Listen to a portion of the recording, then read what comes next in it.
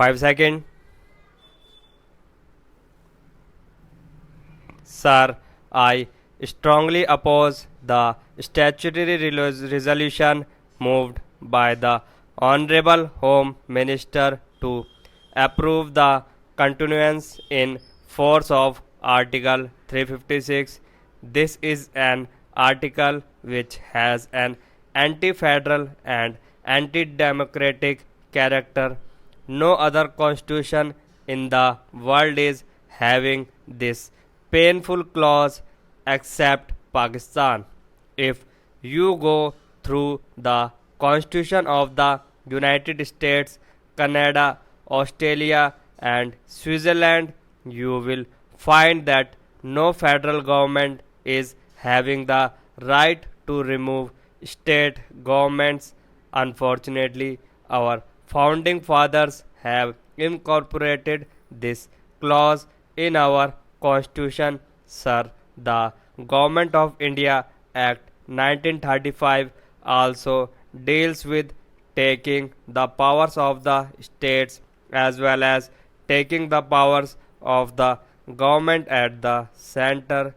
The British government during their period incorporated two sections in the act for taking the powers of both the governments, but our founding fathers, conveniently for the comfort of the center, have incorporated the clause to take the state government under the control of the president. The Act of 1935 was opposed by the Congress Party because of these two sections, which is assigned the power to the governor and the governor general to take the control of state and federal governments respectively.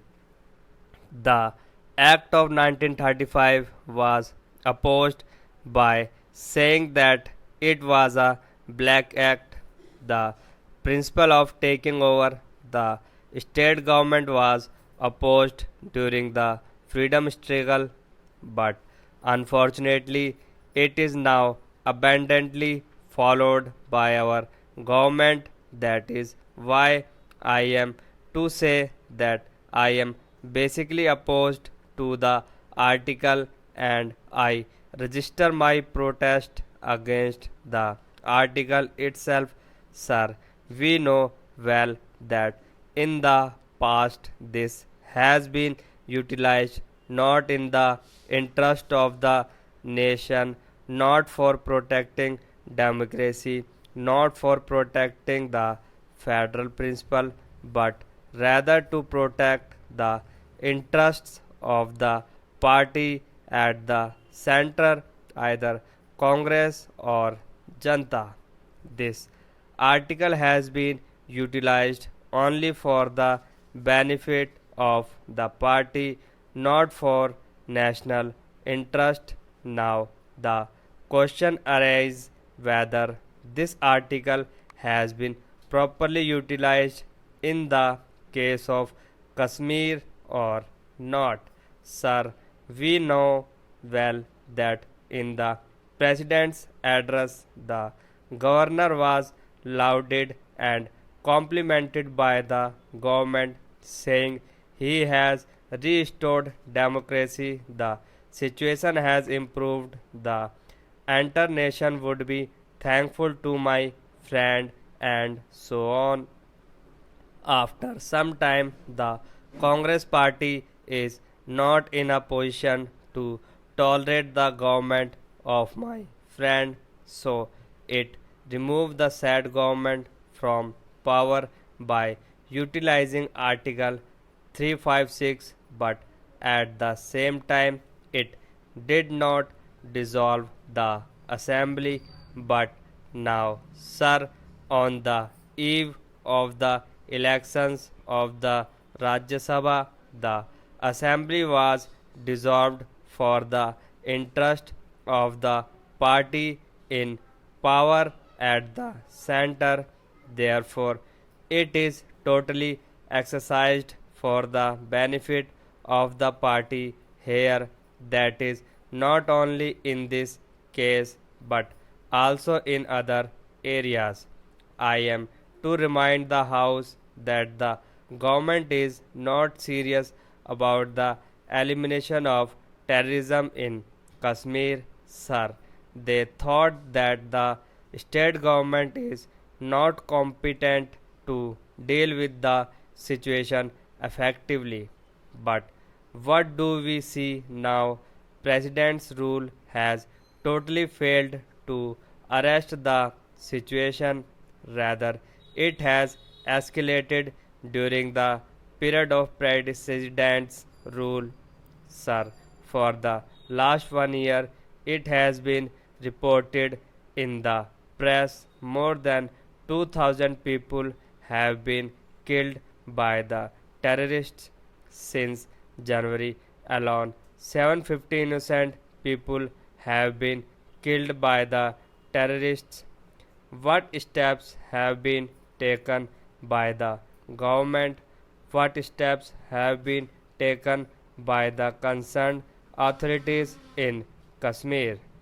This has been allowed to continue. At the same time, as far as this house is concerned, it has given adequate powers, even more powers to the government to deal with the situation. The parliament has passed laws and armed the government with arbitrary powers. We have approved the steps to be taken under Article 349 of the Constitution. More than that, our Constitution has been amended. As far as the Parliament is concerned, it has done its best. But as far as the government is concerned, there is no improvement. The situation is not at all improving. I would like to know what has happened to the decisions so many people have been taken in this house. It was decided that a security belt should be created. Has the government created that belt or not?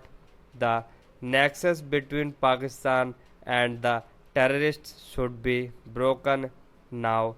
What steps have been taken by the government so far to break this nexus between the terrorists and Pakistan? We always blame that Pakistan is aiding, giving training, and giving shelter to terrorists. There is no difference of opinion on that, but what measures have been taken by the government to check all these activities of the terrorists? You are acting like the common people. You are also saying the same thing what the common people say.